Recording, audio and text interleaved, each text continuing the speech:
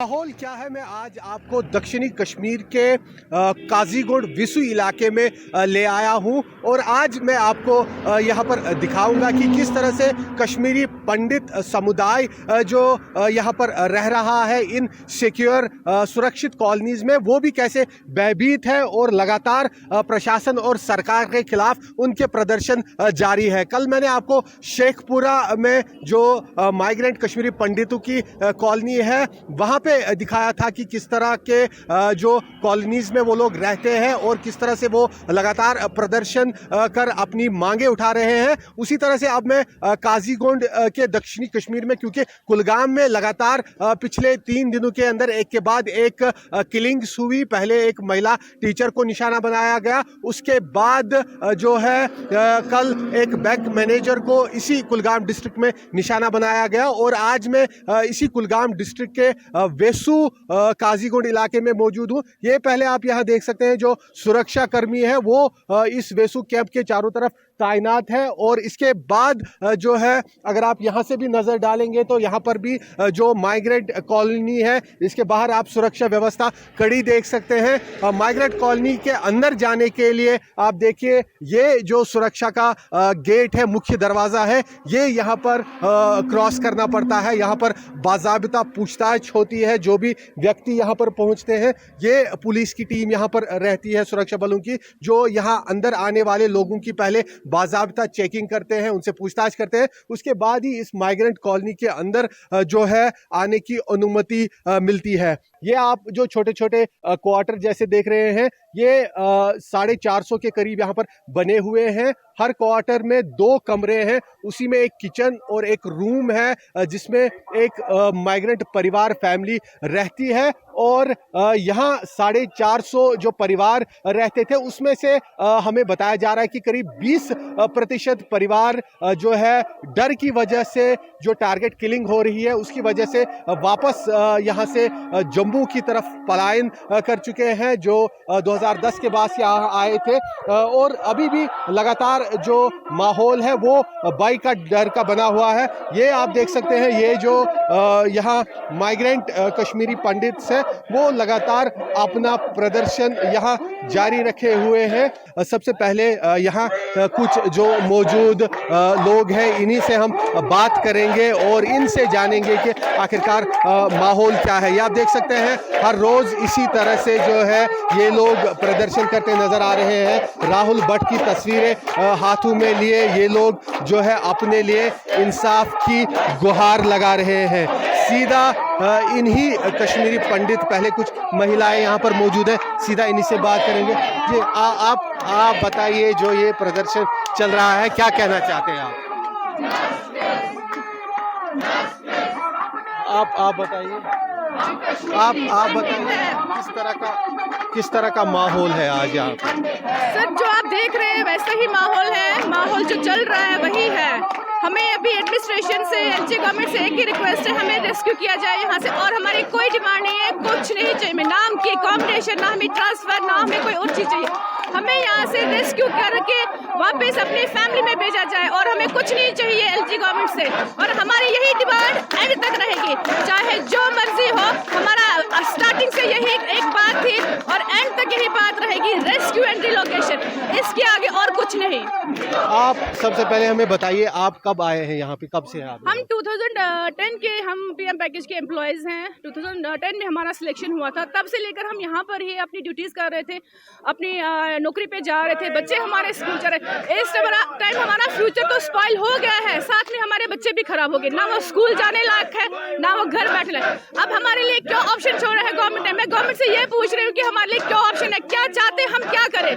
हम यहाँ पे बैठ के अपनी फैमिली के साथ अपनी जाने दें, अगर वो भी नहीं पॉसिबल है तो हम ऐसे हम सबको एक जगह मार दें। बस हमें अगर वो कुछ भी नहीं दे सकते, रेस्क्यू नहीं कर सकते, रिलोकेशन नहीं कर सकते, हमें एक जगह पे हम इकट्ठे हुए हम सबको यहाँ पे मार दें, हम सबको किल करें, तो उनको शायद से मुझे लगता है कि एडमिनिस्ट्रेशन भी शांत हो जाएगी, गवर्नमेंट भी शांत हो जाएगी, उनके लिए प्रॉब्लम हमेशा के लिए सॉल्व हो जाएगी। जब हम में से कोई नहीं रहेगा तो उनके लिए हमेशा से प्रॉब्लम खत्म हो जाएगी। और हमें यहाँ से अगर रेस्क्यू नहीं किया गया तो हो सकता है कि हमारा अल्टीमेट स्टेप क्या होगा वो हमें बाद में ही पता चलेगा, हम क्या करेंगे आगे। सबसे पहले हमारी लाइफ है, उसके बाद हमारी जॉब है। और ये तो होगा, अब धीरे धीरे करके हो सकता है कि सब निकल जाए। अगर ऐसी सिचुएशन रहेगी तो ऐसा करके हमें मजबूर होकर निकलना पड़ेगा। तो इससे पहले जो 10-11 साल आप यहाँ पर रहे, उस दौरान आपको इस तरह का कुछ माहौल लगा था, या ये अभी पिछले 4-5 महीनों से? नहीं, ऐसे तो अभी तक ऐसा कुछ फील नहीं हो रहा था, तो ये कुछ टाइम से ही ये इनसिक्योरिटी फील हो रही है। अच्छा, जो अभी कुलगाम में रिसेंट 2 किलिंग पिछले 3 दिनों में हो गई, उसके बाद कितना डर है यहाँ के लोगों को? बहुत डर है सर, बहुत, इतना डर है कि आप ये समझिए कि हम कैसे यहाँ पे बैठे हैं वो हम जानते हैं। इसकी जान को बचाने के लिए एक आदमी, एक इंसान क्या कर सकता है, वो हमसे पूछे, हम कैसे यहाँ पे बैठे हुए हैं। बिल्कुल, पिछले करीब 1 महीने से अब ये लोग यहाँ पर प्रदर्शनों पर बैठे हुए हैं, कुछ और महिलाएं यहाँ पर हैं। आप बताइए, आप बताइए कि जो यहाँ पर लगा, थोड़ा सा बताइए कि किस तरह का डर का माहौल आपको लग रहा है? हमारे बच्चों को बहुत डर है, जो बाहर नहीं जा पा रहे हैं, हमारे जो एम्प्लॉयज़ हैं वो बाहर नहीं जा पा रहे हैं। जान का खतरा है, गोली का खतरा है। जो बेचारे मासूम मारे गए वो भी हमारे भाई बहन थे, उनका क्या कसूर था? मतलब आपकी जो नॉर्मल जिंदगी थी, सुबह आप हम ऑफिस, प्रिजनर बनकर रह गए हैं, जो इस 4 दीवारी में कैद। ना हमारे बच्चों की लाइफ, 20 दिन से वो अंदर ही बैठे, ना एजुकेशन है, उनके आगे लाइफ। कितनी माइग्रेशन होंगी, हर जनरेशन हमारी माइग्रेशन।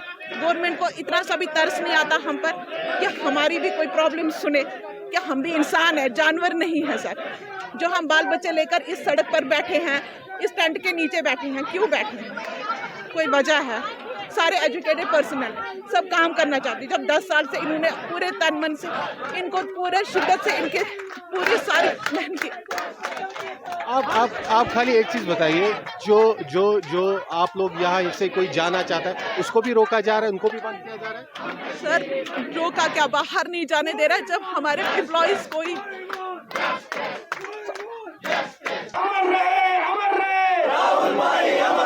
सर, आप मुझे बताइए कि जो कुलगाम है ये ज़्यादा वल्नरेबल है, क्योंकि 3 दिनों में हमने देखा कि 2 टारगेट किलिंग हो गई।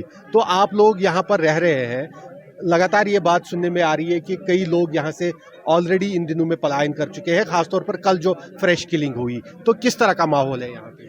सर, ये 2 किलिंग होने से पहले हम एलजी साहब से मिले थे। एलजी साहब के साथ वहाँ पूरी एडमिनिस्ट्रेशन की टॉप ब्यूरोक्रेसी वहाँ आई हुई थी, आईजी कश्मीर तक आए हुए थे। उन्होंने हमें भरोसा दिया था कि आपको डरने की ज़रूरत नहीं है, आपको पूरी सिक्योरिटी दी जाएगी, आपको एकोमोडेशन दी जाएगी, जो भी आपके मसाला है वो हल किए जाएंगे। लेकिन हमारा कॉन्फिडेंस बिल्ड उन्होंने नहीं किया।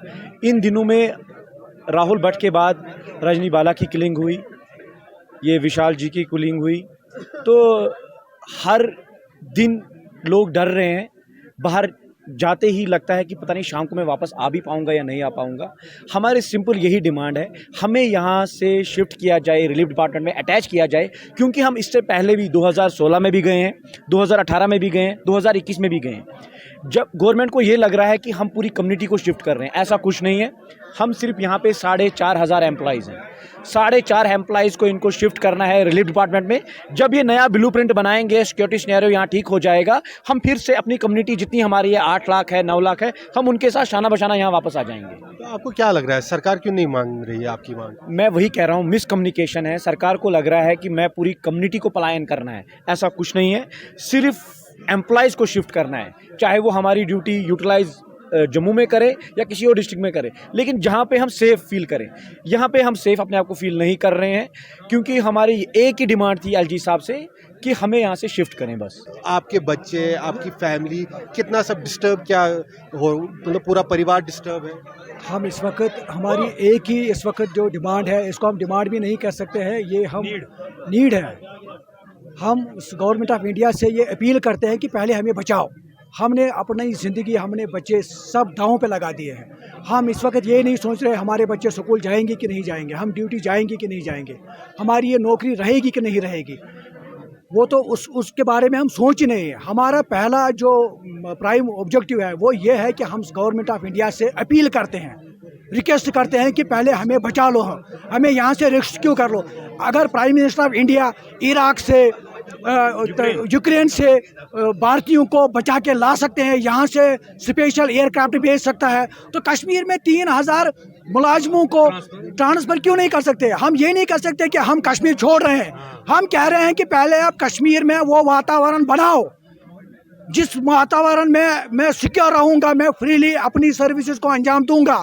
वो वातावरण यहाँ नहीं है। जैसे कि आपने भी कल देखा कि कश्मीरी पंडितों का, माइनॉरिटी कम्युनिटियों का खुले आम रोड पे लाशें गिर रही है। और बड़े शर्म की बात है, हमारा Amit Shah home minister IPL देख रहा है। ये इससे हमें पता चलता है कि गवर्नमेंट ऑफ इंडिया कितनी सीरियस है माइनॉरिटी के बारे में। मुझे शर्म आती है अपने आप पर कि मैं किस होम मिनिस्टर के अंडर यहाँ पे कहूँ। वो आईपीएल देख रहा है, कश्मीर में कश्मीरी पंडितों की लाशें गिरा रही हैं, खुले आम बंदूक से उसको चीर के गोलियों से मार दिया जाता है, लाशें गिर रही है और कोई सीरियसनेस है नहीं। हमारी एक ही डिमांड है, हमें बचा लो, मेहरबानी करके हमें बचा लो। जब आप कश्मीरी पंडित को बचा नहीं सकते हैं तो फिर मान लो कश्मीर आपसे गया, this is full and final. और एक बात मैं गवर्नमेंट ऑफ इंडिया से कहना चाहता हूँ, जिस दिन आपने कहा कि 335 यहाँ से हटेगा, उससे पहले ही आपको यहाँ के पूरे शासक ने कहा था, जो भी यहाँ पे ओहदेदार थे, उन्होंने कहा था कि कश्मीर में आपको भी कोई भी नहीं मिलेगा तिरंगा उठाने का। आज वो बात सच हो रही है। कहीं ऐसा ना हो कि यहाँ पे कोई जिंदा ही नहीं रहेगा, फिर आप पछताओगे। ये कोई बड़ा काम नहीं है, इसमें कुछ चीज़ें गवर्नमेंट को क्लियरिटी नहीं है। पहली बात यह है कि 2010 में जब ये पैकेज इम्प्लीमेंट हुआ, बिल्कुल, ये जो इनका जो दर्द है वो साफ इनके अल्फाजों से यहाँ पर अंदाज़ा लगाया जा सकता है, उससे इनकी बातों से। आप बताइए सर, जो अभी हम कई लोगों से, आप लोगों से बात कर रहे हैं, सारे ये बता रहे हैं कि सब ठीक था 10 सालों तक, 11 सालों तक, अचानक से क्या हो गया? आप अपनी जगह क्या सोच रहे हैं? आपको क्या देखिए, मैं दिखाई आपको दे रहा है? बता रहा हूँ कि 10 साल हमने यहाँ पे जो काम किया, जो इज़्ज़त, जो प्यार, जो मोहब्बत यहाँ के लोगों से मिला हमें, वो सचमुच में इट वाज एक्स्ट्राऑर्डिनरी। बहुत खुश थे हम लोग। लेकिन पिछले अक्टूबर से जब से ये किलिंग दी, ये फोटो है मेरे हाथ में, गवर्नमेंट चाहती तो इनको बचा सकती थी। आज हम सड़कों पे नहीं आते। यहाँ के लोग हमारे साथ थे, सब खुश थे, लेकिन we are unable to understand ये कौन कर रहा है, क्यों कर रहा है। और सबसे महत्वपूर्ण बात है, हिंदुस्तान इतना पावरफुल मुल्क है, मोदी जी अभी पूरे विश्व में नंबर 1 लीडर माने जाते हैं, लेकिन ये जो हरकतें हो रही हैं ये हमारे समझ के बाहर हैं। अब टारगेट किलिंग राहुल भट्ट ने क्या किया था, या जो हमारी कल बहन रजनी बाला थी, या कल राजस्थान से अपने पेट के लिए बंदा आया था यहाँ पे। आप सोच लीजिए, आप कहीं तमिलनाडु में जॉब करेंगे और फिर आपको मार दिया जाएगा, तो ये कितना अच्छा है। नहीं, जाहिर सी बात है, ये काफ़ी दुखदायक है और सभी इसकी निंदा भी कर रहे हैं, करनी भी चाहिए। अगर आपको इस समय प्रधानमंत्री देख रहे हैं तो क्या कहना चाहेंगे? देखिए, हम प्रधानमंत्री से सिर्फ एक अपील करना चाहते हैं, वो पूरे देश के हमारे प्रधानमंत्री हैं, उनके लिए कोई बड़ी बात नहीं है। हमने ये कभी नहीं कहा कि हम कश्मीर में रहना नहीं चाहते हैं। हम कश्मीर में रहना चाहते हैं, क्यों नहीं रहेंगे? ये हमारी मातृभूमि है, मैं यही पला बड़ा हूँ, यही बॉर्न हुआ हूँ, तो I am stick with my point कि और मुझे यहाँ पे मज़ा भी आ रहा है। लेकिन जो अभी ये हालात हैं, इसके मद्देनज़र हम सिर्फ सरकार से ये कह रहे हैं कि जब तक आप नॉर्मलसी नहीं लाएंगे, जो अभी कुछ महीने पहले थी, तब तक हमें ट्रांसफ़र कर लीजिए। It's just example of 3000। हम ये थोड़ी कह रहे हैं कि हम पूरा अपना सामान वगैरह ले जाएंगे, हमें वहाँ पे शिफ्ट कर दीजिए कुछ टाइम के लिए, 3-4 महीने के लिए, जब तक आप यहाँ पे हालात सामान्य, और ये वेव भी नहीं रहेगी, ये भी कम हो जाएगी। जब सामान्य हो जाएगा हम तुरंत आ जाएंगे। कुछ और लोग भी यहाँ पर है, आप देख सकते हैं, कुछ बच्चों के साथ यहाँ पर दिखाई दे रहे हैं, बच्चों के साथ भी लोग आ रहे हैं और महिलाएं हैं और सारे लोग यहाँ पर मौजूद हैं। जाहिर सी बात है, जो एक मानव त्रासदी 90 में हुई थी, इन लोगों का दुखदायक पलायन हुआ था, तब लोग ये सारे बच्चे रहे होंगे और एक बार फिर से जवानी के बाद, या जो अब कई लोग काफ़ी इनकी उम्र हो गई, दूसरी बार इन्हें इस तरह के हालात देखने पड़ रहे हैं। यहाँ पर कुछ और लोग मौजूद हैं, इनसे बात करेंगे। अपनी बेटी के साथ लगता है यहाँ पर है। आप बताइए सर, अपना मतलब जब आप काम करने चाहिए, अपना घर बार, हर एक लाइफ पूरी जैसे एक नॉर्मल इंसान की, एक आम आदमी की होनी चाहिए, वो लाइफ कितनी डिस्टर्ब आपकी इस समय है और आपके मन में क्या चल रहा है? मैं आपको बस यही बात बताना चाहता हूँ, ये जो हमारी डिमांड है ये पहले से है। ये हम लोग जो यहाँ सफ़र कर रहे हैं 2010 से हम लोग सफ़र कर रहे हैं, और ये जो मतलब सब लोग एक पता चल चुका है, ये पैकेज नहीं है, ये नॉर्मल पैकेज नहीं है, ये सिर्फ इकोनॉमिक पैकेज नाम के लिए था, इसको बस बनाया गया है ये रिहैबिलिटेशन पैकेज। अब प्रॉब्लम ये हो रही है कि अब आपको लगता है जैसे आज किसी को गोली मारी, लेकिन ये जो गोली बीमारी वाली जो बंदा मरा, लेकिन उसके बगैर जो ये बाकी जो बेचारा जो सुशील बान हमारे मरे, उस बेचारे को क्या हुआ? वो डिप्रेशन का शिकार थे, उनको हाई बीपी हो गया, वो मर गया, उसकी तो बात कोई नहीं करता है। वो उनकी मौत कैसे हुई? यहाँ पे जितने लोग हम लोग गोलियों से नहीं मर रहे हैं, उससे ज़्यादा हम लोग आधे डिप्रेशन के शिकार है, आधे तनाव के ज़्यादा। कहीं भी आप देख लीजिए, कोई शांति से नहीं बैठा है। हम लोग कोई वो पत्थरबाज नहीं है, कोई हम लोग कोई गलत काम नहीं है, हम लोग अपना हक मांग रहे हैं।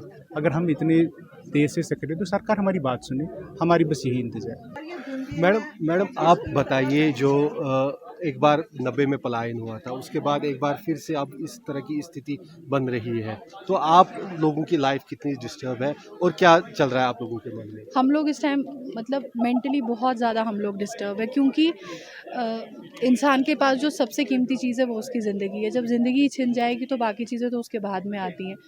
अब बस हमारी गवर्नमेंट से यही अपील है, हमारी रिक्वेस्ट है, अनलेस एंड अनटिल जब तक यहाँ पे पूरी नॉर्मलसी ना हो जाए, पूरी कश्मीरी पंडित कम्युनिटी, पूरी कम्युनिटी ना यहाँ पे अच्छी तरह से रह सके, जैसे 90 से पहले रहते थे, या जैसे हम पीछे अभी 2010 से लास्ट ईयर अक्टूबर तक हम लोग जैसे रह रहे थे अच्छी तरह से, वैसे दोबारा वैसे ही हालात, वैसी नॉर्मलसी क्रिएट ना हो जाए, तब तक हम लोगों को आपको क्या लगता है, ये एक सवाल जो है मैं सबसे कर रहा हूँ, आपको क्या लगता है अगर सब कुछ ठीक चल रहा था तो ऐसा क्या हो गया कि दोबारा से जो कश्मीरी पंडित है वो मिलिटेंटों के टारगेट पे आ गया?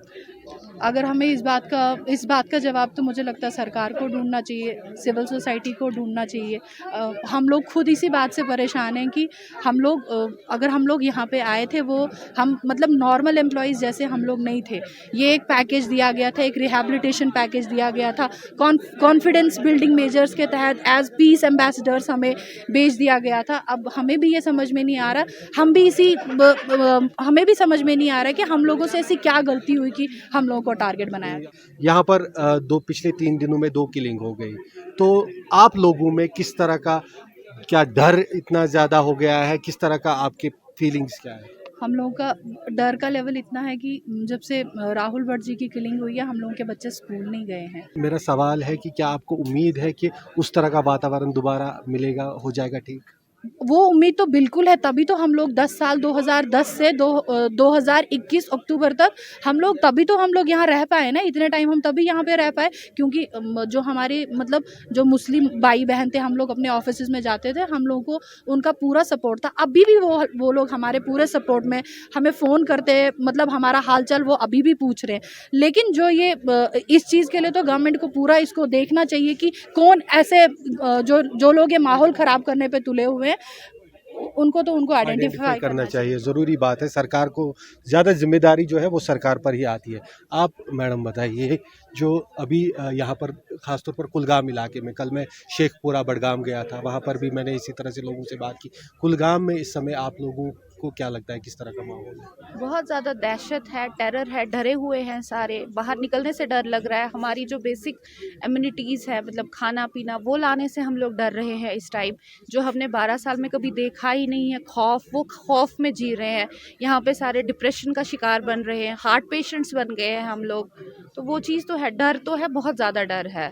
आपको लगता है जो एक भाईचारा पिछले 10 सालों के दौरान, क्योंकि 90 में जब पलायन हुआ उसके बाद 20 साल तो पहले कुछ हुआ नहीं, 20 साल के बाद 2010 में जब शुरुआत हुई, एक माहौल अब धीरे धीरे 10-12 सालों में बन गया था, एक आपस में बातचीत का, आपस में प्यार मोहब्बत का, आपको लगता है कि उस पर भी असर पड़ गया है? थोड़ा बहुत तो पड़ गया, लेकिन मुझे नहीं लगता है, मुझे तो लगता है कि अभी भी वो है। मैं आपको कल की एक छोटी सी एग्जांपल दूंगी। मेरी बेटी बीमार है, मैंने यहाँ एक पड़ोसी को फ़ोन किया, वो मुझे मेडिसिन लेके मेरे घर आ गए। वो चीज़ तो है। वो अगर मेरे को लगता है कि वो चीज़ नहीं होता तो शायद हम लोग 12 साल यहाँ नहीं रह पाते। फिर 12 साल जो हमने यहाँ निकाले हैं, तो वो तो हमने भाईचारे की वजह से, मतलब हम लोगों को लोकल कम्युनिटी का सपोर्ट था, तभी हम लोग 12 साल यहाँ रह पाए हैं, बिना खौफ के, बिना किसी डर के। तो वो चीज़ तो ये बड़ी बात है। जो यहाँ पर मेजॉरिटी कम्युनिटी का सपोर्ट है वो लगातार इन लोगों के साथ है, और ज़रूरत इस बात की है कि सरकार भी जो है प्रयास करे, इन लोगों का कॉन्फिडेंस रिस्टोर करे। जब तक वो कॉन्फिडेंस वापस आता है तब तक इनके लिए जो इनकी मांगे हैं उस पर विचार करे। ये सरकार की जिम्मेदारी है, और कश्मीर घाटी का माहौल जल्द से जल्द ठीक हो, दोबारा से ये लोग उसी तरह से अपना कामकाज करें, इसकी सबसे ज़्यादा इस समय ज़रूरत है।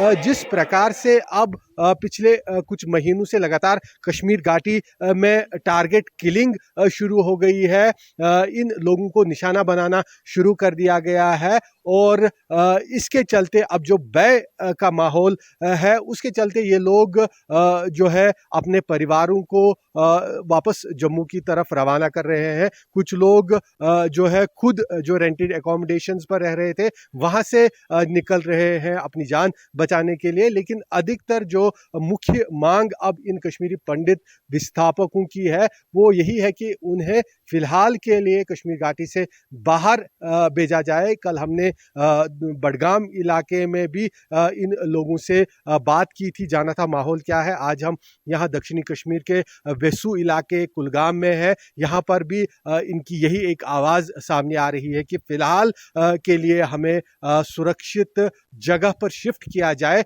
जब तक कि कश्मीर घाटी में माहौल दोबारा से ठीक हो जाए, यहाँ के हालात काबू में आ जाए, उसके बाद दोबारा से ये लोग अपने इन घरों में एकोमोडेशंस में वापस लौटेंगे, अपना कामकाज दोबारा से सामान्य रूप में शुरू करेंगे। कैमरामैन मुज़म्मिल रशीद के साथ आसिफ साफ, कुलगाम, विसू, न्यूज़ 24।